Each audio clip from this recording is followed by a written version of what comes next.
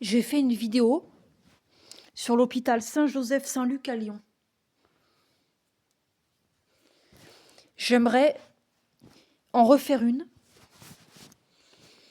et je veux mettre l'accent sur des choses. Ce que j'ai vu là-dedans, c'est inadmissible. Inadmissible. Ça n'a pas sa place dans un hôpital. Depuis l'âge de 18 ans, j'ai travaillé dans les hôpitaux et tout ça. J'ai jamais vu ça. Jamais. Ce que j'ai vu, c'est très grave. C'est pas à prendre à la légère. D'ailleurs, j'ai alerté. J'ai fait je sais pas combien de fiches d'événements indésirables. Tous les jours. Quasiment. J'ai fait un nombre incalculable de fiches d'événements indésirables. J'ai fait 2 ans et 9 mois dans cet hôpital. C'est tout. J'ai pas été au-delà. J'ai arrêté. Honnêtement, valait mieux que j'arrête. Parce que c'est. Je sais pas comment qualifier cet hôpital. Je sais pas. J'ai vu des trucs tellement ignobles que je sais pas. Je vais commencer par la patientèle. Je vais prendre ce qui m'a le plus choqué. La patientèle. Moi, j'ai été affectée en chirurgie. Mais je vais parler de la médecine aussi. La patientèle. La patientèle, c'est très grave. C'est très grave parce qu'ils prennent toujours les mêmes. Ils prennent toujours les mêmes genres de patients. En fait, ils font du tri. La vérité, c'est qu'ils trient les malades. Alors qu'ils vont vous dire clairement, et ça, c'est ce qu'ils vont te dire toi, si tu es aide-soignante, là-bas. Ils font du tri. Mais tu vas voir, c'est affiché partout. En tout cas, c'est ce qu'ils disent dans l'hôpital. C'est ce qu'ils véhiculent comme information. Comme quoi, ils prennent tout le monde, sans reste à charge, parce que c'est du catholicisme social. Ça, c'est la base. C'est dans le site internet, c'est ce qu'ils véhiculent. On prend tout le monde. Eh ben non, ils prennent pas tout le monde. C'est faux. C'est mensonger. C'est des mensonges. Ils véhiculent des mensonges. Alors le catholicisme social, ça me fait bien marrer. Bien marrer. On prend n'importe quel patient, on prend. Non. Moi, je vais te dire la vérité de ce qu'ils prennent. En chirurgie et en médecine. Je vais commencer par la médecine. La médecine, la moyenne d'âge des patients, tu verras qu'ils ne prennent pas tout le monde. La moyenne d'âge, c'est entre 70 et 100 ans. Ah, et les jeunes, il n'y a pas de jeunes. Pas en médecine en tout cas. La moyenne d'âge là-bas, c'est entre 70 et 100 ans. Déjà, ils ne prennent pas tout le monde. La chirurgie. Normalement, là, c'est plus varié. Normalement. Bah, pas là-bas. Moi, j'y croyais. C'est ce qu'on m'avait vendu. Comme quoi, ça devait être varié. Bah, c'est pas varié du tout. Hein.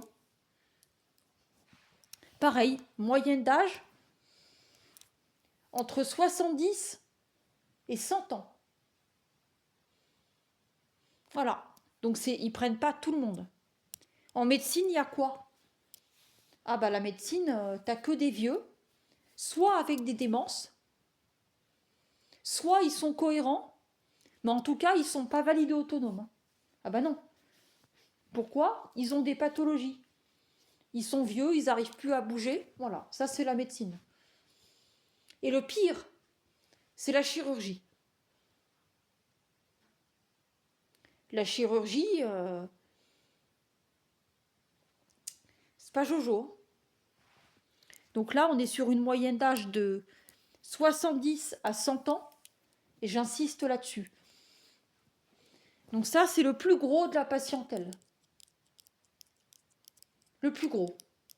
Sur un pourcentage, ça représente 80% de la patientèle quand même. Et là, ces patients-là, ils viennent là pourquoi? Réfléchis. Entre 70 et 100 ans. Systématiquement. Et j'ai bien dit systématiquement, les urgences nous envoient, leur envoient des patients entre 70 et 100 ans avec des fractures. Systématiquement. Toutes les entrées des urgences, c'est ça. Et rien d'autre. À part de temps en temps, les seules entrées que tu peux avoir en chirurgie qui ne sont pas de ça, une fois de temps en temps, tu as une appendicite. Une fois de temps en temps, tu as des occlusions intestinales. Avant, tu avais ça. Et ces pathologies-là, c'était sur des patients jeunes. Ça, c'était avant. Et tout le reste du temps, tu avais systématiquement des entrées avec des patients entre 70 et 100 ans et systématiquement des fractures. Donc la plupart, c'est des fractures de hanche. Mais ils adorent les fractures du bras, les fractures de la malléole, tout ça là. Plus il y a des fractures, mieux c'est. Les urgences à Saint-Jean-Saint-Luc, en chir, envoient quasiment systématiquement des patients entre 70 et 100 ans avec des fractures. C'est comme ça. Donc là, on prend tout le monde. Non. Tu vois bien qu'ils ne prennent pas tout le monde. Là, ils catégorisent déjà. Ils catégorisent les choses. J'ai fait une vidéo sur les patients rentables et non rentables. Là, c'est des patients qui restent un certain temps. Donc normalement, c'est non rentable. Ces patients-là, ils ne vont pas dans le privé. Il y a des cliniques privées sur Lyon, mais ces patients-là, les cliniques privées ne les prennent pas. Parce qu'ils ne sont pas rentables. Parce qu'ils restent trop longtemps. Ils pourraient alors mettre ces patients-là dans des hôpitaux publics, les HCL. Eh ben non. On les envoie à Saint-Jean-Saint-Luc. Tout le temps, systématiquement. Donc c'est pour ça que j'avais une patiente de Sainte-Foy-les-Lyons qui avait un hôpital à côté de chez elle le plus proche, la Sauvegarde, qui a été envoyée chez nous. Donc il y en a un autre aussi, très bizarre. Le patient, il se présente toujours le même type de patient, 80 ans, avec une fracture de hanche, tout le temps pareil, sans arrêt, systématiquement. Le gars, je lui dis, mais vous, qu'est-ce que vous faites là? Au début, il me fait, non mais j'habite à Vénissieux et je me suis présentée à la clinique Porte des Alpes, à Vénissieux. Mais je sais pas, ils m'ont dit qu'ils ne pouvaient pas m'opérer. Je fais, mais il y a un truc d'orthopédie là-bas? Oui, oui. Mais ils m'ont dit non, il faut venir ici. Donc les patients, ils s'accaparent une patientèle avec ces... Donc c'est même pas une tranche d'âge, c'est tranche d'âge plus pathologie. Ils s'accaparent un type de patient. Parce que ça leur apporte du pognon, c'est tout. Ça s'arrête là. Et leur type de patient, c'est de 70 à 100 ans, 80% de la patientèle dans le service de chirurgie, avec des fractures. Que ça. 80% de la relève que tu as le matin, c'est ça. Qu'est-ce que ça induit? En tant qu'aide-soignante, tu as 80% de ta patientèle dans ton secteur qui a entre 70 et 100 ans avec des fractures. Tu fais comment? Eh bien, tu te démerdes. C'est lourd. Ils ne peuvent pas bouger. Ils ne peuvent rien faire. Ils sont malades. Ils ne peuvent pas bouger le bras. Ils ne peuvent rien faire, les pauvres. C'est logique. Et ils adorent aussi les déments. Ils adorent ça. Les patients déments, avec des pathologies mentales, Alzheimer, tout ça, ils adorent. C'est encore mieux. Et leur dernière trouvaille, mais ça, c'est arrivé il y a quelque temps, mais je l'avais senti venir. Ils ont fait une réorganisation du service. Et j'avais dit, vous verrez, avec la réorganisation du service, on aura de plus en plus de patients âgés et de plus en plus dépendants. Non, tu mens. C'est ce qui s'est passé. Avant, on avait 80% de la patientèle avec des fractures. Et après, on s'est retrouvé avec 90% de la patientèle dépendante. 80% de fractures et 10% d'autres spécialités. Parce que les patients avant, qui venaient, qui étaient jeunes, pour du digestif, pour de l'uro ou des choses comme ça, d'autres spécialités, ils étaient autonomes. Et maintenant, ils s'accaparent les patients dépendants dans les autres spécialités, en plus de l'orthopédie. Donc ça devient infernal. Et tout ça, c'est voulu. C'est pour faire du pognon. Alors, c'est vrai que les hôpitaux privés ne les prennent pas, parce qu'ils ne sont pas rentables, pour eux, pour les hôpitaux privés. Mais pourquoi les HCL ne les prennent pas alors? C'est ça la question. Tout est centralisé là-bas. Il y a plein de patients, on les envoie là, on les récupère, et en fait, ils ne veulent pas venir là. Mais j'ai un hôpital à côté de chez moi. Mais pourquoi on m'envoie là? Parce qu'ils s'accaparent les malades. Et ils font du tri. Et le 12, le 15, le SAMU, les pompiers, ils sont obligés de faire du tri. Et ces patients-là, ils vont à Saint-Joseph-Saint-Luc. C'est comme ça. Parce que c'est Saint-Joseph-Saint-Luc qui veut ça. C'est leur politique. Les HCL, ils prennent tout le monde. Ils n'ont pas le choix. Hôpital public, on prend tout le monde. Peu importe son âge. Et là, ils osent dire à Saint-Jean-Saint-Luc qu'ils prennent tout le monde. Comme aux HCL, c'est pas vrai. Ils prennent en fonction de l'âge. Et plus ils sont vieux, plus ils prennent. Donc si tu es jeune, eh ben va ailleurs. C'est tout. Va pas là-bas. Leur business, c'est la personne âgée. C'est tout. Ils devraient appeler ça hôpital gériatrique Saint-Joseph-Saint-Luc. Et il y a d'autres services comme la cardio, la neuro, tout ça là, pareil, business personne âgée. Donc médecine personne âgée, cardio, neuro, personne âgée, chir, personne âgée. Et on prend tout le monde. Non, leur business c'est la personne âgée, c'est tout. La population est vieillissante, d'accord? Mais comment expliquer que dans les autres hôpitaux, et je ne parle pas du privé, eux c'est différent, mais qu'aux HCL par exemple, ils prennent réellement tous les malades, et pourquoi là, ils prennent que des vieux? Est-ce que c'est normal? Sachant qu'ils ont un fonctionnement du public.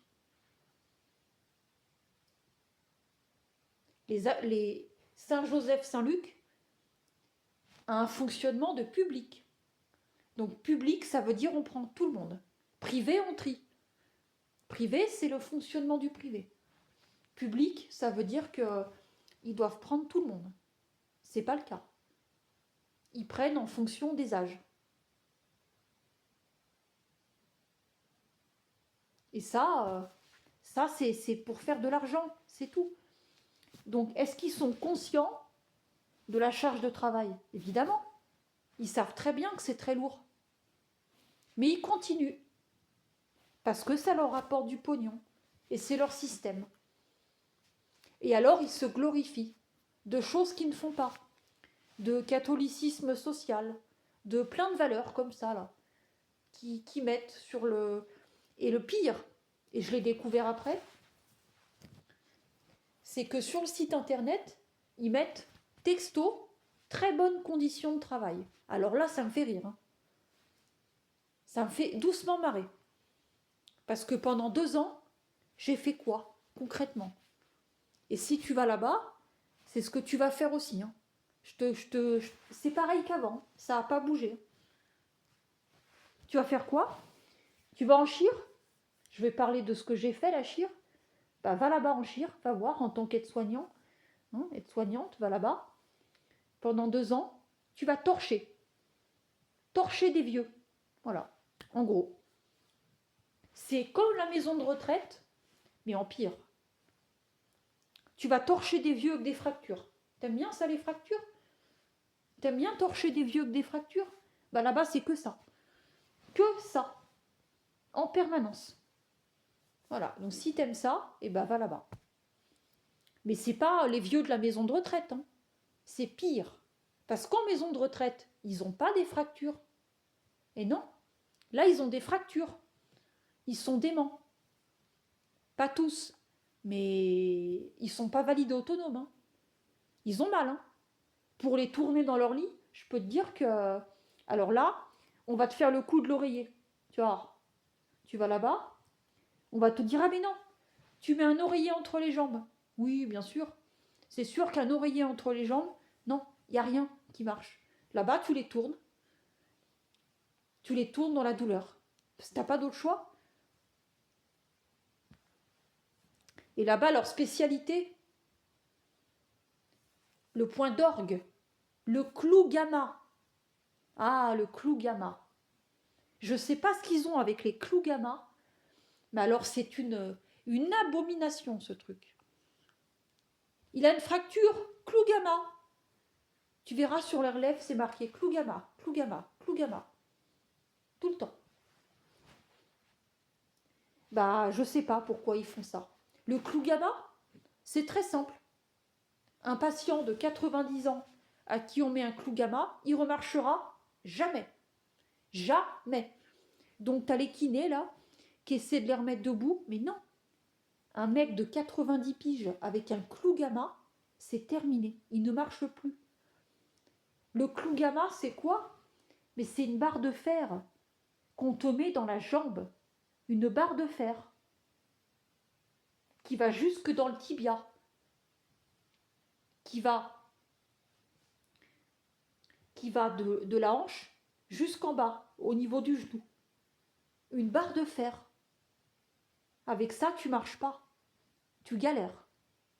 Et un patient de 90 ans qui a déjà des difficultés à marcher, mets-lui un clou gamma. Là, il marche plus, c'est fini. Donc là, tu es comme une merde. Le patient, il arrive. Pour le tourner, c'est la galère. C'est la merde. Il revient du bloc avec un clou gamma. Mais c'est encore pire. Moi, je préférais les patients avant qu'après. Avant, ils avaient mal. Mais t'arrivais mieux à les tourner qu'après avec un clou gamma. Parce que le clou gamma, ça leur faisait encore plus mal qu'avant. Ils ont des manies comme ça.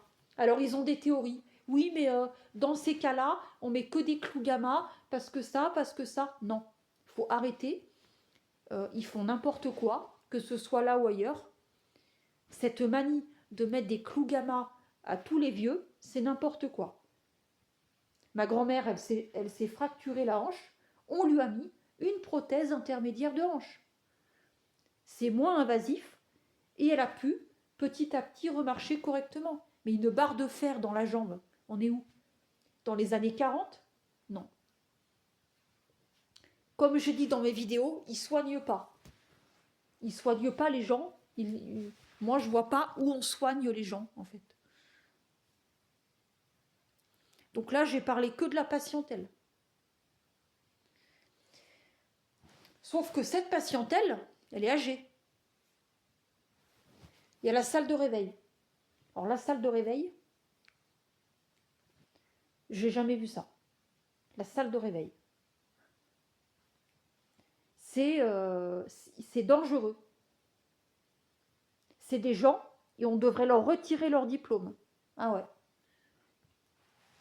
Quand tu as un patient qui revient du bloc avec 33 de température, hypothermie, hein, à 90 ans, un mec qui a 33 de température, c'est pas Jojo. Hein. Un patient qui revient avec 22 de tension. Un autre qui revient avec 6 de tension. Et la désaturation en oxygène, 80.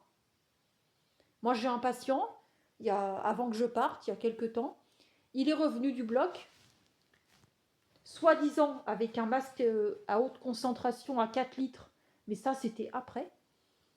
Il ne l'avait pas. On l'a mis après. Il est revenu, il désaturait. 70% de saturation en oxygène. Et donc, on a mis un masque à haute concentration, à 6 litres.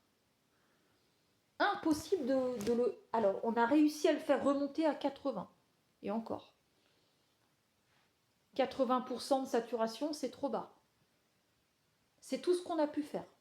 Il avait 6 de tension. Mais moi, dans ma fiche d'événements indésirables, j'ai mis 8. Je suis sympa. Il avait 6. Donc voilà, il ramène les patients du bloc, ils ne sont pas stables. Voilà. Un patient là qui a 6 de tension,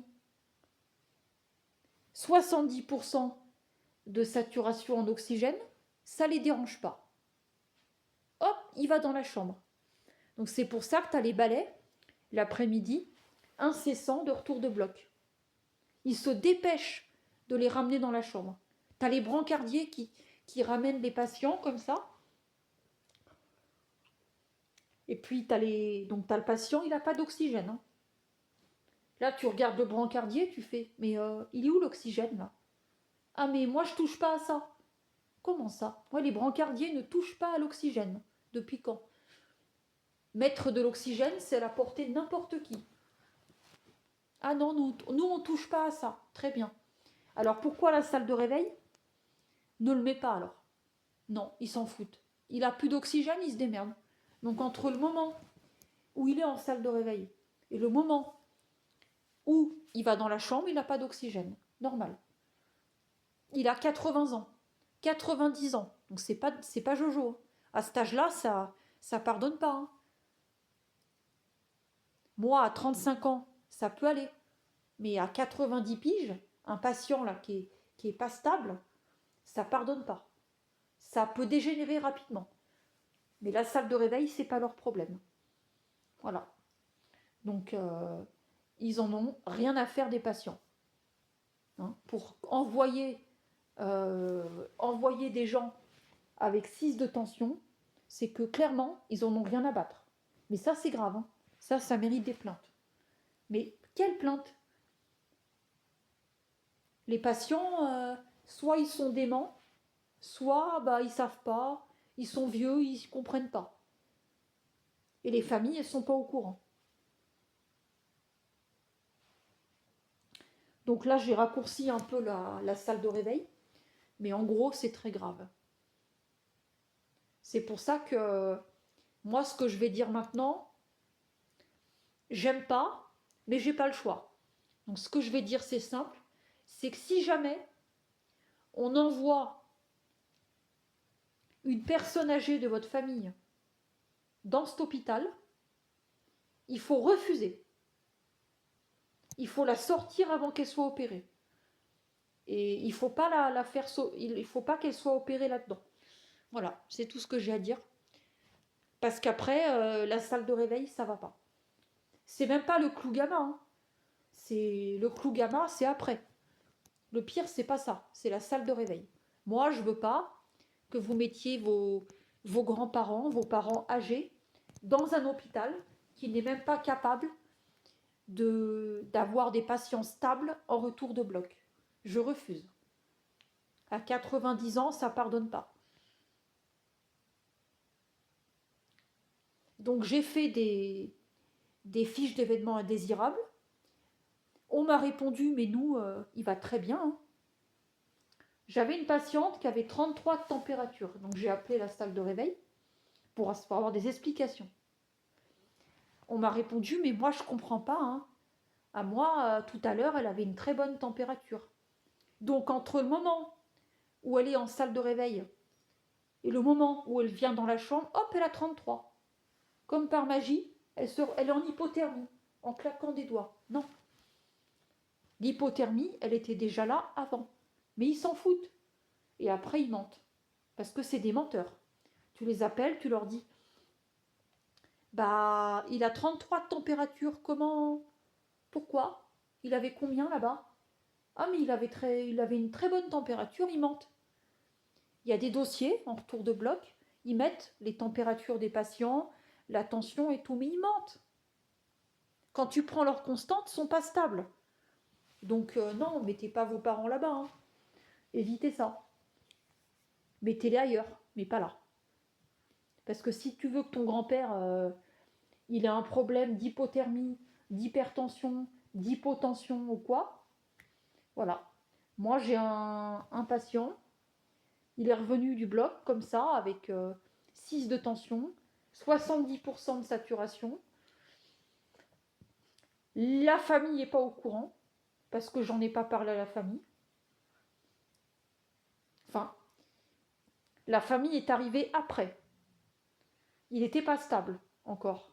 Mais j'ai jamais dit à la famille comme quoi ce qu'on avait constaté au départ. J'ai fermé ma gueule. J'ai fait une fiche d'événements indésirables de mon côté, mais pour préserver la famille et pour éviter que ça fasse des boules de neige et qu'ils portent plainte et que en plus je m'en prenne plein la gueule, j'ai rien dit. La famille n'était pas au courant parce que sinon ils portaient plainte. Donc j'ai rien dit. Voilà. Je ne sais pas ce qu'est devenu ce patient. En tout cas, il n'a pas été pris en charge correctement par la salle de réveil.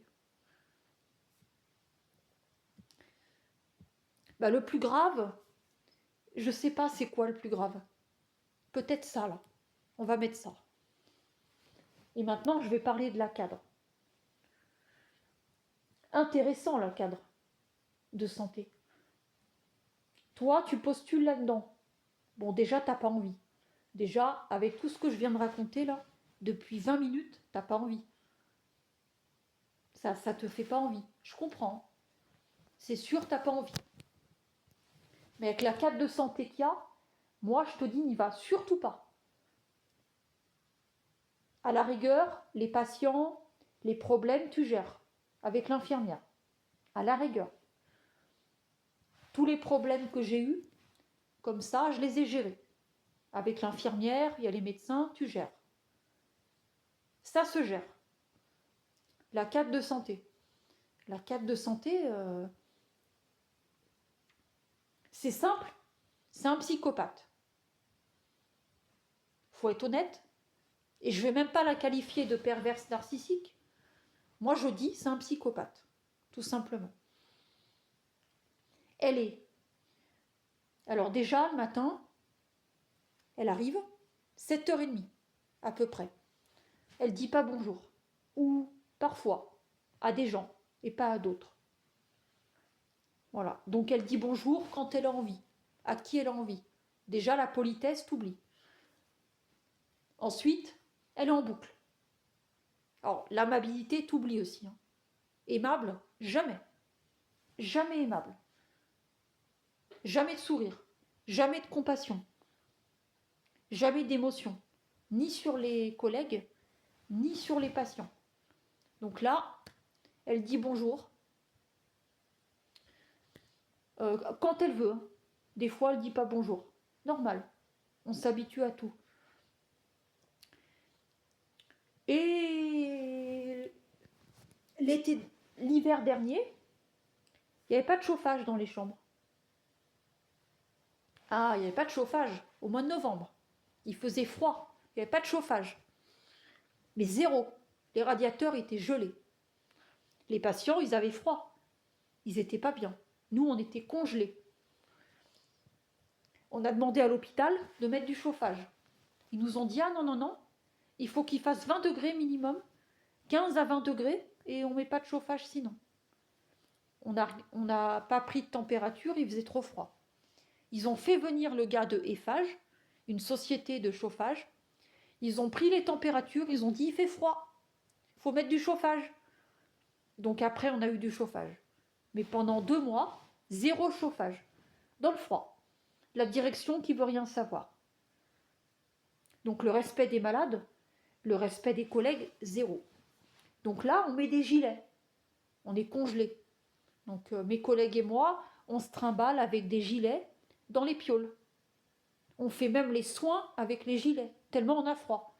Avec des écharpes et tout. Il faisait vraiment très froid.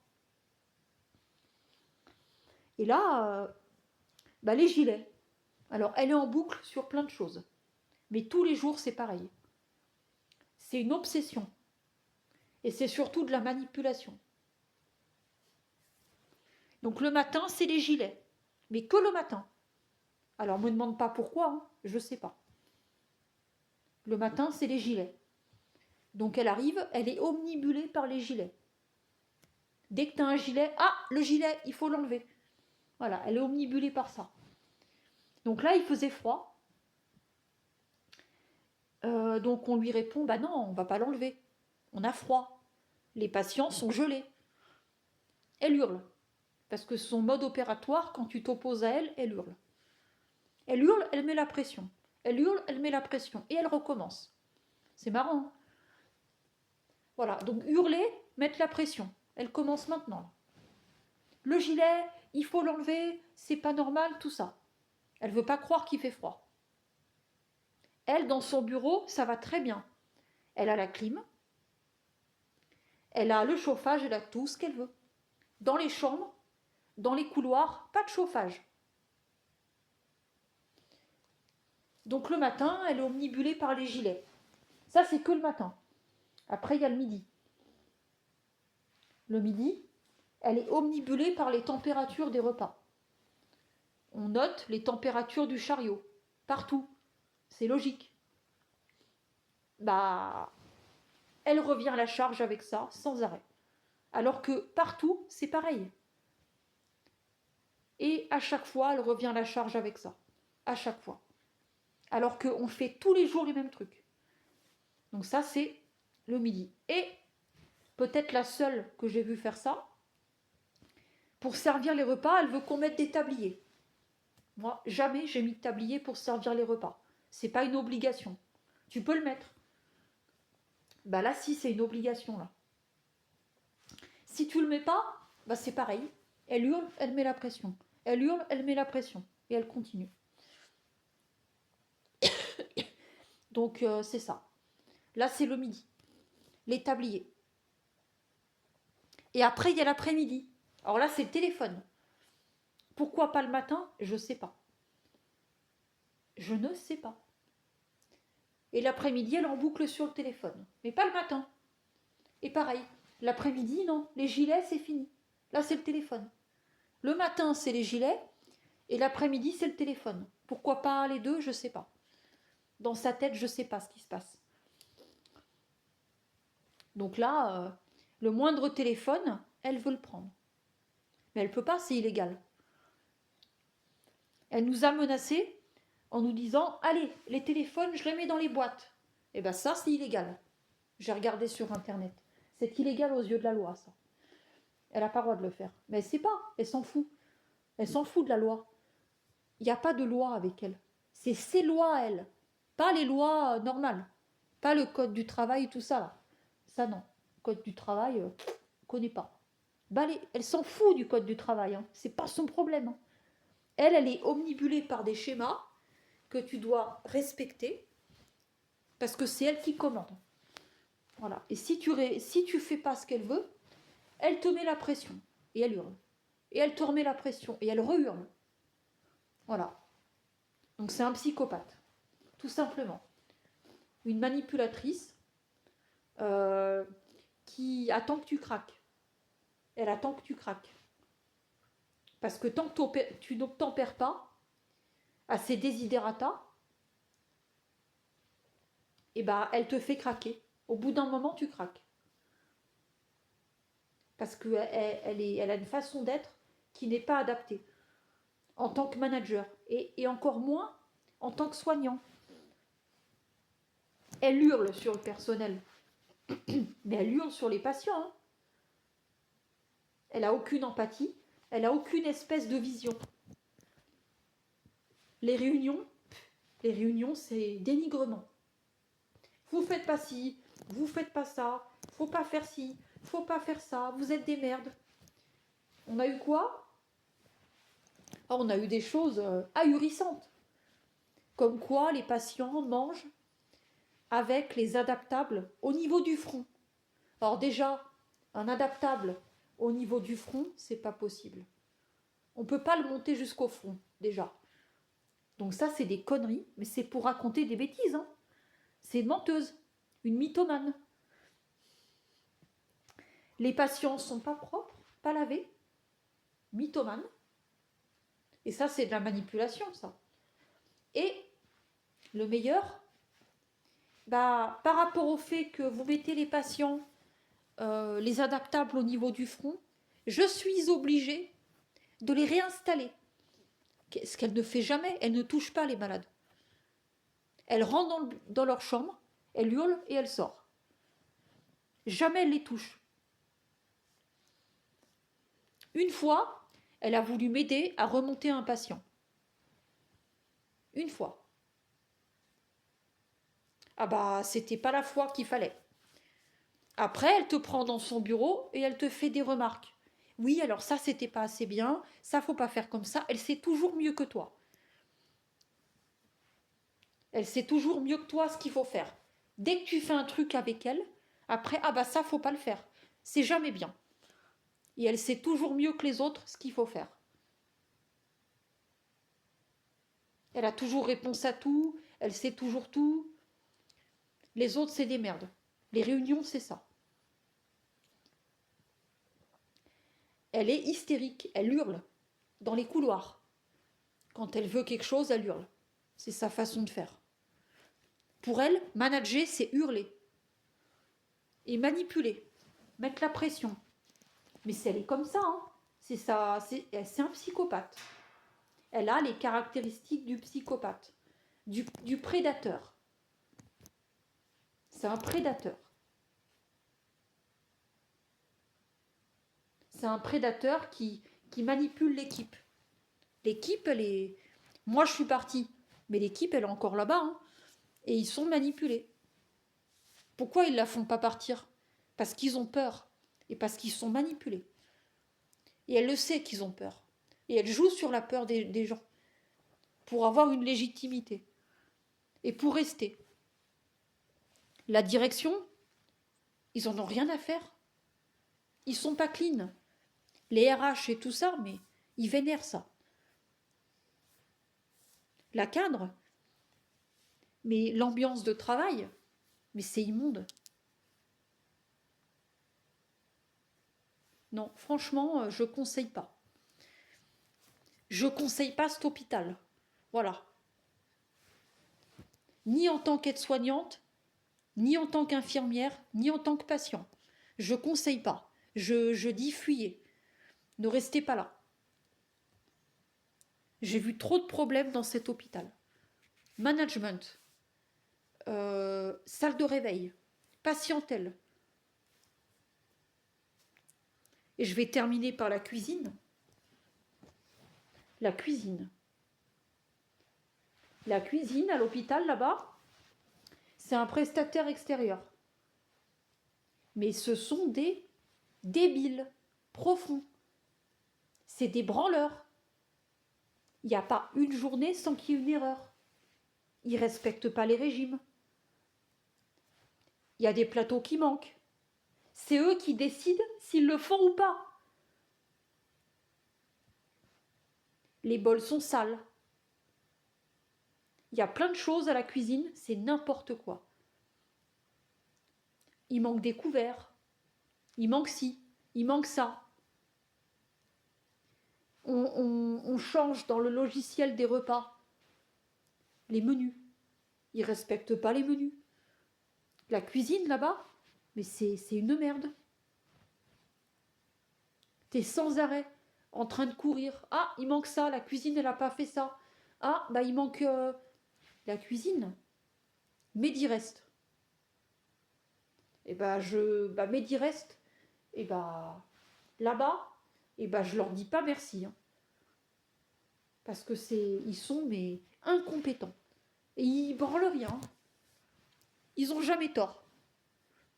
Tu vas les voir, tu leur dis ah il y a un souci. Ah bah on sait pas. Hein. Ils ont jamais tort. Voilà. Donc cet hôpital, il faut le fuir.